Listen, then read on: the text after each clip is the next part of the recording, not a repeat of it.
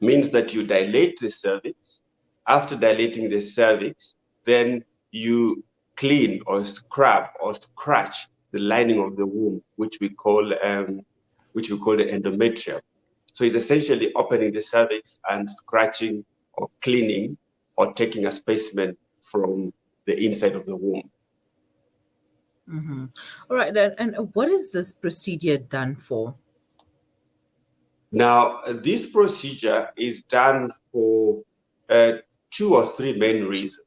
One, the first reason why one wants to, I'm going to try and use this words like scratch and take a specimen of the uterus, is when you want to make a diagnosis of a problem inside the womb.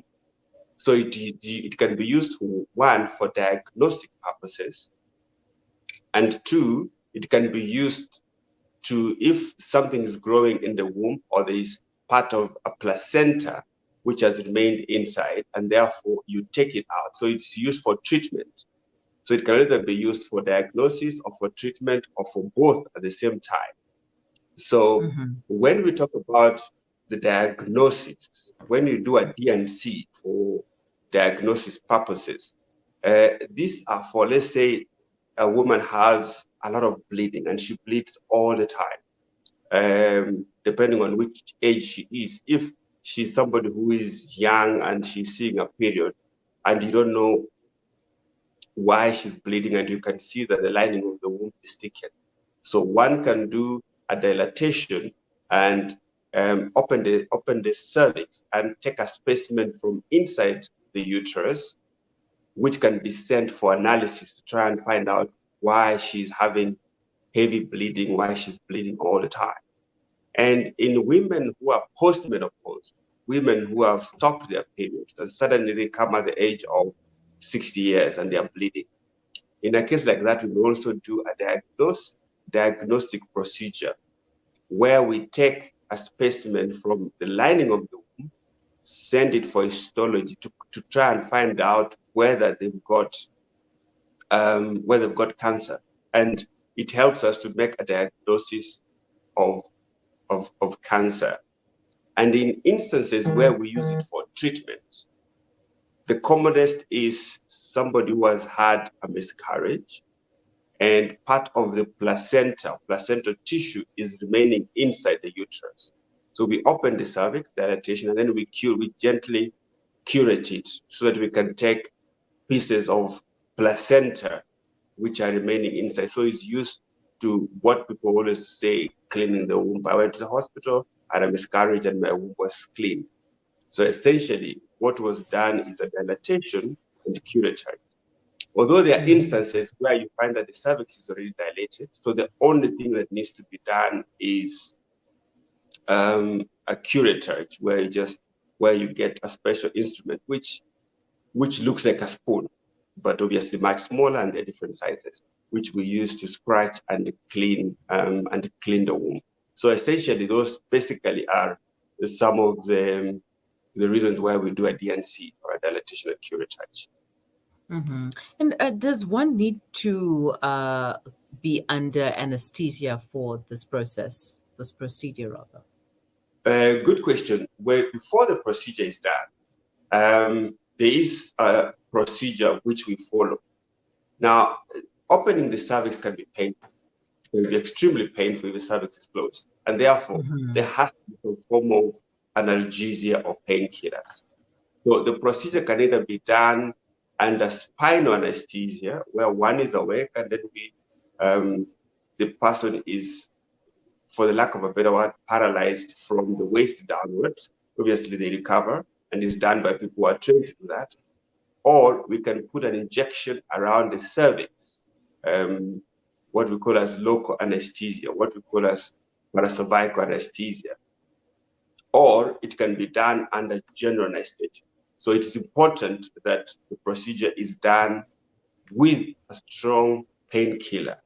And of course, just like any surgical procedure, before it's done, it has to be done in an aseptic condition, which means before the procedure is done, the area, the vagina has to be cleaned, the cervix has to be cleaned, the area has to be made as sterile as possible. because when you are going into the uterus is a sterile environment. So when it's done, it has to be done under aseptic conditions so that there is no bacteria that is introduced into the uterus. And how long is the procedure, and what is the recovery time as well? Now, the procedure itself, depending on what one is doing, the commonest reason why we do it is when we are cleaning the womb, as it were. And the process itself can take anything from 5 minutes to half an hour, depending on how much products, if you're cleaning the womb because one has had a miscarriage, how much product is remaining there, and if there are any small complications which have occurred. So it can take anything from 15 to 20 minutes. And if one is doing a DNC, because there are growths in the womb, let's say there's a polyp or there's a fibroid which has grown into the womb, procedures like that have to be done using very specialized equipment. So a procedure like that can take even up to an hour or even 2 hours, depending on how much of the fibroids are growing there. But on average, it is a relatively quick procedure if it's just done for cleaning the womb because one has had a miscarriage or to take polyps out. All right. Doctor, is it normal to have blood clots after this procedure is done? Now, after the procedure is done, we normally, if it's done after somebody has had a miscarriage, when one has had a miscarriage, depending on how big the pregnancy was, they might have been bleeding with blood clots. And if the pregnancy was big, let's say it's 20 weeks, after we do the procedure, we use something that contracts the uterus, what we call a syntocinon or egometrin, which contracts the uterus. Because if you want to imagine that the uterus is like a sponge, so it has to be made to contract. Now, after the procedure has been done, and once the uterus contracts well, there will be bleeding, but within a short period of time, anything from half an hour to an hour, the bleeding should be able to stop. And one may bleed with blood clots, but that should not be for long. If one bleeds with heavy blood clots and big blood clots after a DNC, then the uterus has not contracted well, and therefore we need to give something to contract the uterus. Yes, to answer your question, one may bleed blood clots, but it should not be prolonged. Are there any other complications to this DNC procedure? Now, theoretically, there could be a couple of complications that may occur. One, there can be an infection. As I mentioned before, it has to be done under aseptic conditions. So there could be an infection. And because the procedure is almost like a blind procedure where you open the cervix and gently insert something inside. And if the cervix is completely closed, or if the uterus is very soft, one can easily make a hole in the uterus, which means there can be perforation. And if it's not done by people who are well trained, or if the uterus is very soft, some of the things that may happen is that if you dilate, you could perforate the uterus. And there are people, when the procedure is being done, there are times when the procedure is done, and then when one is curating or cleaning the womb, one actually pulls the bowel through the uterus into the vagina. So, and those are some of the complications that may occur. And one may also bleed a lot during this procedure. And of course, there are also anesthetic complications, complications with general anesthesia, where one theoretically may not be able to wake up or may be able to aspirate, etc., etc. But on average, the commonest complications are infection, perforation, and bleeding a lot. And once the procedure is done, later on, if somebody is cleaning the womb and they are they over-clean the womb, the uterus can actually close and block, and therefore one may not be able to have periods. So those are some of the long-term complications of a DNC. And what about future pregnancies? Is there anything to be concerned about? Um, Most of the time, almost 99% of the time, there shouldn't be any problem with future pregnancies. However, if, for example, the womb is overcleaned, then the uterus may block and close. And if that happens, it's a complication we call Hashimoto syndrome. And in a case like that, there could be a problem with future pregnancies.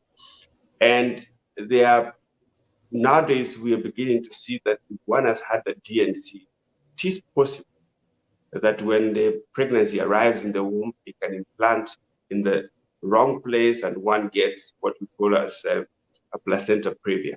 But on average, it's a safe procedure and there shouldn't be any problem in one falling pregnant and carrying a pregnancy to 9 months. All right. Okay. And lastly, who should not be getting this procedure done? Now, that's a good question. If there is no reason to have the procedure, there are people who come and say, "Oh, doctor, I feel like my womb is dirty. Can you please clean it?"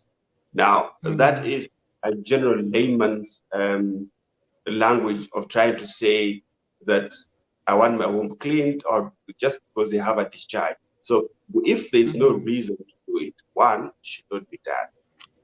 And secondly, because of the bleeding, if somebody is, let's say, on things that we call heparin or warfarin, things that make it very difficult to clot, you can, once one cleans the womb, a patient like that can be able to bleed a lot. So that is a contraindication of doing BNC because they can bleed a lot. And of course, one should not have the procedure done with somebody who is not, who doesn't have experience and is trained well to be able to do it. All right, Dr. Tom, we're going to leave it there, but thank you so much for your time and your knowledge once again. Thank you. Thank you for having me. It's a pleasure. Have a wonderful day. Bye bye. Bye. That was Dr. Tom Mokaya, a specialist obstetrician and gynecologist based at Netcare Hospital, taking us through what is called dilatation and curettage, a procedure, dilatation and curettage of the uterus, a procedure to clean the uterus and to also collect samples of what might be happening down there. You can send us your questions, queries, or suggestions to our WhatsApp line on 0617660355. Alternatively, you can leave them in the comment section below and we'll get to Dr. Tom to answer them on your behalf. And if you want to remain anonymous, that too is most welcome. It is 12:52. You are listening to the Mari Mukonda Show on Salam Media. Do stay with us. We will be right back.